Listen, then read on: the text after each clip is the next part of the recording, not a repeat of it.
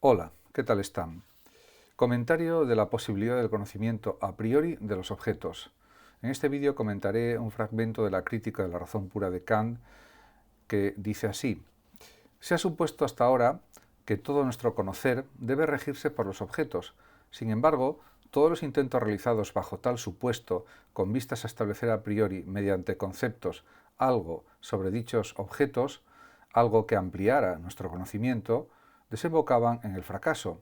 Intentemos, pues, por una vez, si no adelantaremos más en las tareas de la metafísica, suponiendo que los objetos deben conformarse a nuestro conocimiento, cosa que concuerda ya mejor con la deseada posibilidad de un conocimiento a priori de dichos objetos, un conocimiento que pretende establecer algo sobre estos antes de que nos sean dados.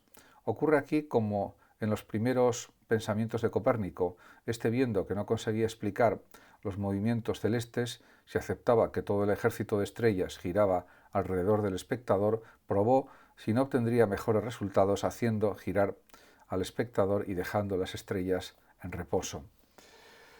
Si hubiera que poner un título a este texto, según el enfoque del mismo, cabe decir que el texto plantea que el logro del conocimiento a priori y la fundamentación de la metafísica, desde la perspectiva que caracterizaba la epistemología de Kant, es decir, desde el giro copernicano, según el cual el conocimiento está regido por el sujeto.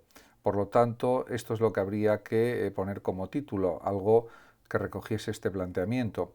Pueden aceptarse títulos como la posibilidad del conocimiento a priori de los objetos, el estudio de la manera humana de conocer puede fundar el propio conocimiento, o bien se puede fundamentar la metafísica en el supuesto que los objetos se amoldan a nuestro conocimiento, o en el supuesto de que los objetos se amoldan a nuestro conocimiento. En cuanto a las ideas más importantes del texto, pues cabe también señalar que Kant constata la falta de respuestas o de resultados que han tenido los intentos de establecer a priori mediante conceptos algo sobre los objetos del conocimiento, es decir, de obtener conocimiento a priori, sin experiencia de los objetos. A continuación, Kant se plantea también si no adelantaremos más en las tareas de la metafísica, cambiando el enfoque del proceso de obtención del conocimiento, no basarse tanto en el objeto como en el sujeto. Además, es el mismo Kant quien establece la comparación o la analogía entre este cambio de enfoque y el famosísimo giro copernicano, es decir, el giro conceptual con el que Copérnico rompió el problema geocéntrico en astronomía y que sirvió para entender los movimientos celestes a partir de los condicionamientos del observador, el cual, según el heliocentrismo, se mueve conjuntamente con la Tierra alrededor del Sol. Estos condicionamientos son previos a cualquier observación.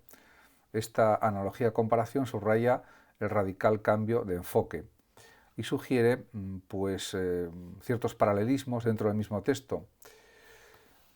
Por otra parte, si pensamos en el texto en relación a la reflexión kantiana respecto a la metafísica, pues se puede decir que el giro copernicano de Kant sitúa la comprensión del conocimiento en el marco trascendental, es decir, en la manera humana de conocer, o en lo que es algo similar o lo mismo, en los condicionantes del sujeto respecto al conocimiento. En cuanto a la metafísica, hay que ver si esta disciplina puede adelantar en conocimiento desde esta nueva perspectiva. Podemos decir que el concepto trascendental está latente en el texto, puesto que se estudian los condicionantes del sujeto que hacen posible el conocimiento. En definitiva, el estudio de estos condicionantes tiene que ofrecer conocimiento sobre el mundo fenoménico, el mundo real, el mundo empírico, pero conocimiento todavía a priori, esto es conocimiento del marco previo a la experiencia. Según la crítica de la razón pura, de las cosas solo conocemos a priori aquello que impone la manera humana de conocer, es decir, el marco al que se tienen que adaptar los objetos para ser captados o considerados o comprendidos como fenómenos. Por otra parte, nuestro conocimiento solo es válido en relación al mundo fenoménico, a la experiencia, podemos decir, y no podemos tener conocimiento fuera del marco de nuestras facultades de conocer, es decir, no podemos tener ningún conocimiento incondicionado. En este sentido, habría que distinguir entre la cosa en sí, el fenómeno, o el noúmeno y el fenómeno. Además, también en la crítica de la razón pura se afirma que la metafísica no ha seguido el camino seguro de la ciencia, y ha divagado en discusiones sin fin, así lo afirma el propio Kant, que había leído muchísimos tratados de metafísica, y para él la metafísica no es ciencia, sino que es una tendencia humana del conocer humano, pero no es un conocimiento científico. De hecho, Kant da por constatado que efectivamente hay conocimiento científico seguro, pero realmente eso no es la metafísica. Hay que recordar, por supuesto, la cultura científica de Kant. Además, para él el objeto básico o el objetivo básico de esta obra es el análisis de la razón como facultad general del conocimiento. En este sentido, para él, las matemáticas o la física son ejemplos de conocimiento científico seguro y a priori independiente de la experiencia, porque se funda en los condicionantes o trascendentales del sujeto humano. De hecho, una vez que se ha explicado cómo es posible la ciencia, hay que también analizar y estudiar la metafísica para ver si cumple los requisitos de la ciencia y, por lo tanto, si puede esperar que logre conocimientos seguros sobre el mundo como totalidad.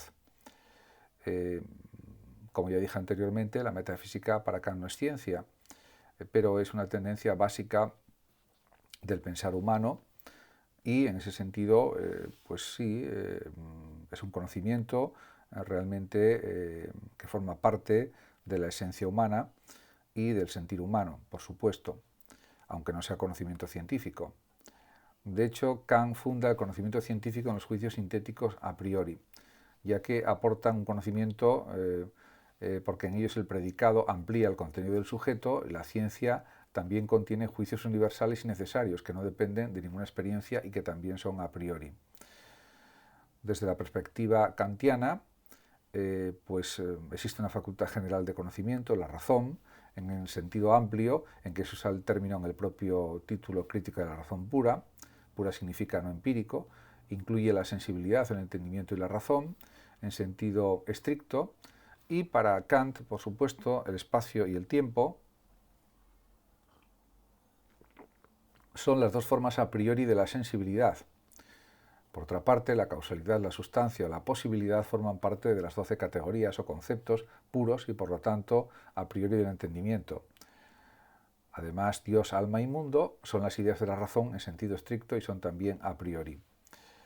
Podemos decir que, en relación con el citado giro copernicano, hay que estudiar las condiciones a priori de cada una de las partes de la razón en general, es decir, los condicionantes trascendentales, que forman parte del conocimiento humano y de la suma de estos conocimientos aportados por el sujeto y de lo que proviene fuera del sujeto, que nos hace pensar en la existencia de objetos exteriores o no menos incognoscibles, y de eso resulta también el conocimiento fenoménico. Hay que insistir en la calidad trascendental y el a priori de los condicionantes del conocimiento también, y estos solo son válidos aplicados a los fenómenos, a lo fenoménico, a lo empírico, en definitiva. Y esto hace posible la experiencia, pero nunca llegan al noúmeno, a la cosa en sí. La cosa en sí, el noúmeno, no es algo experiencial, fenoménico. Por ejemplo, Dios, el alma, son entidades que no se pueden observar en la realidad, que no son empíricos y por lo tanto no pueden ser objeto de un conocimiento científico. En este sentido, para Kant es evidente que la metafísica aparece como el intento imposible de obtener conocimiento absoluto e incondicionado de los condicionamientos humanos. Por otra parte, la metafísica puede entenderse como el supuesto conocimiento del noúmeno, incondicionado, independiente de la experiencia, y no se puede basar en la manera humana de conocer. Aquello que pertenece a los condicionamientos humanos, en definitiva, no puede aplicarse a un supuesto conocimiento de los incondicionales, que queda más allá de la experiencia. Dios es incondicional, el alma es algo incondicionado, etc.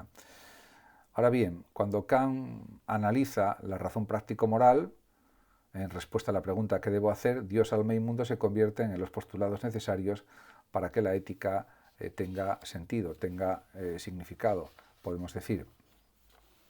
Por otra parte, también podemos pensar hasta qué punto es actual la concepción del conocimiento explicada en este texto de Kant.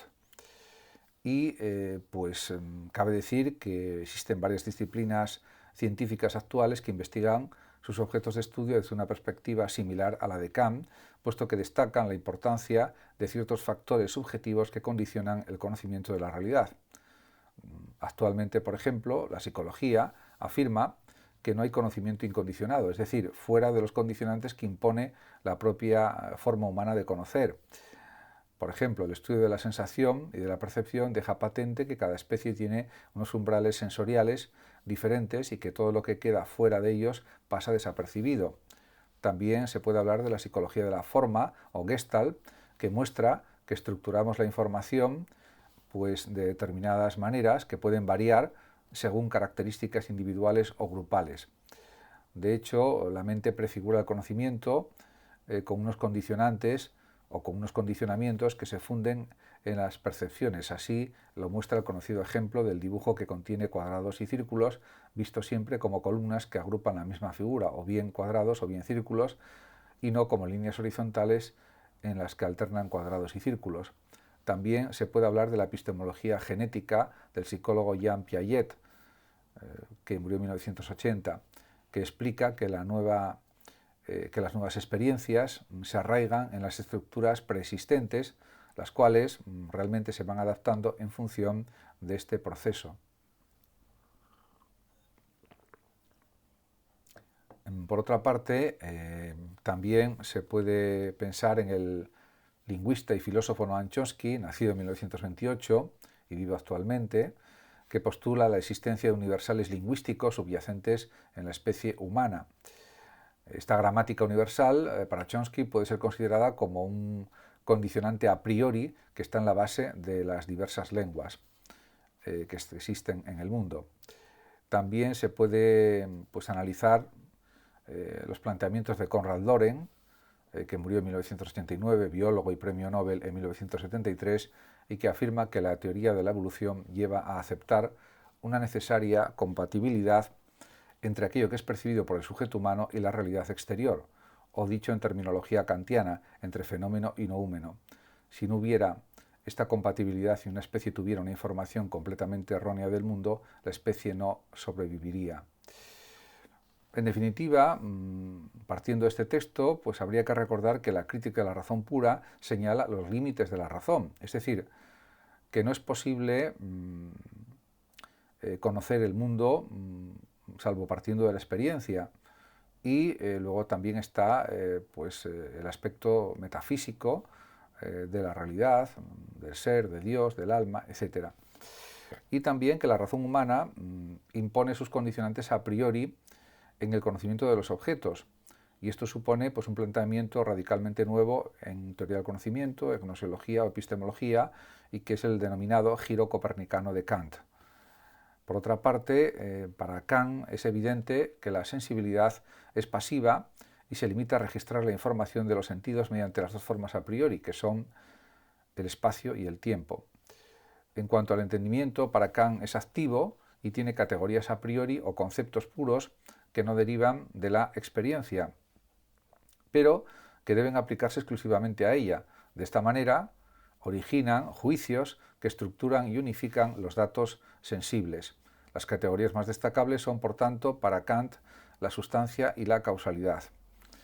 En relación con la razón pura, podemos pensar que la razón en su uso especulativo o razón teórica no puede conocer la realidad en sí, el noúmeno, según Kant también. Además, para él la razón es activa, mediante las ideas de alma, mundo y Dios, regula el conocimiento humano y le da coherencia, pero no tenemos experiencia de estas ideas, sino que son ideas simplemente regulativas.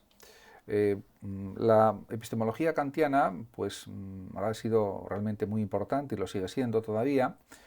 Es verdad que actualmente y desde hace tiempo ya se discute la justificación de las 12 categorías kantianas, fundamentalmente porque podrían haber sido otras. Él, por supuesto, utilizó los conocimientos disponibles en su época, era un gran erudito, un gran sabio, un gran filósofo, y se sirvió de esas categorías adaptando también los juicios que existían en su época, la lógica de su tiempo. De hecho, el mismo Kant pensó que la lógica de su época era ya la definitiva, que no iba a haber nuevos tipos de lógica, algo que no fue así, como se sabe, porque después de su muerte, que ocurrió en 1804, sobre todo más bien a mediados y sobre todo a finales del siglo XIX y principios del siglo XX, surgieron nuevas lógicas que cambiaron estos presupuestos que usó Kant y, por supuesto, incluso dentro de la lógica que él manejó, podrían haberse creado otras categorías diferentes a las inventadas por Kant. En cualquier caso, diríamos que su epistemología sigue siendo todavía válida porque analiza aspectos pues muy técnicos, muy profundos de lo que es el entendimiento humano, la razón humana, la percepción, la sensación, etc. Y, por supuesto, hay que tener en cuenta también los avances de la psicología, de la medicina, de la psiquiatría, de las neurociencias, etc., que también pues, están profundizando en cómo es el conocer humano. Muchas gracias a todos por su atención, saludos como siempre a todos y también a los oyentes de Radio Sofando de México. Hasta siempre.